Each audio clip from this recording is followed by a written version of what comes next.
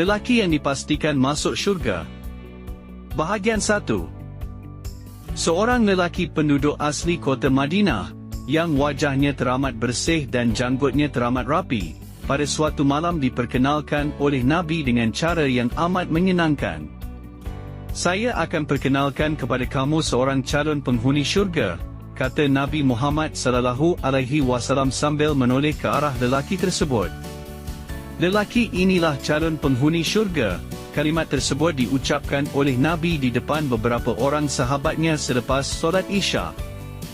Salah seorang daripada mereka, Abdullah bin Umar, merasa tertarik untuk menyelidiki ibadat lelaki itu. Apakah ibadat yang dilakukan sehingga sebelum wafat lagi dia sudah dijamin sebagai ahli syurga? Lelaki itu bukannya seorang alim ulama. Ibadahnya pun biasa saja. Dan tidak terlihat hal-hal yang istimewa ada pada dirinya. Malahan, sewaktu Nabi mengucapkan kalimah yang menyenangkan itu pun, dia bersiap-siap untuk pulang. Cuma, dia tidak sampai hati untuk meninggalkan majlis disebabkan Nabi masih belum pulang. Apakah Nabi bersenda? Tidak mungkin Nabi memperkatakan sesuatu yang bukan daripada wahyu. Ini kerana hanya Allah yang tahu siapa ahli syurga atau neraka.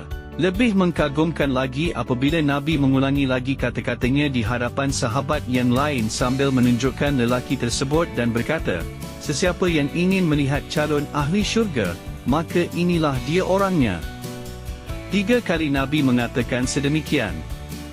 Maka, Abdullah pun tidak sabar lagi untuk mengetahui apakah rahsia sehingga lelaki tersebut dicalonkan sebagai ahli syurga. Setelah lelaki tersebut keluar dari masjid, Abdullah mengikorinya dari belakang. Lelaki itu merasa pelik lalu memandang ke arah Abdullah. Abdullah pun berkata kepadanya, "Saya ingin menginap di rumah saudara. Apakah saudara sudi menerima saya sebagai tetamu selama 3 malam?" tanya Abdullah.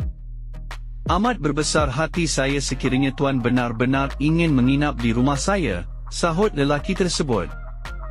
Bagaimanapun, dia merasa hairan kenapa Abdullah ingin menginap di rumahnya sedangkan rumah beliau sendiri lebih besar dan selesa dibandingkan dengan rumahnya yang sederhana itu.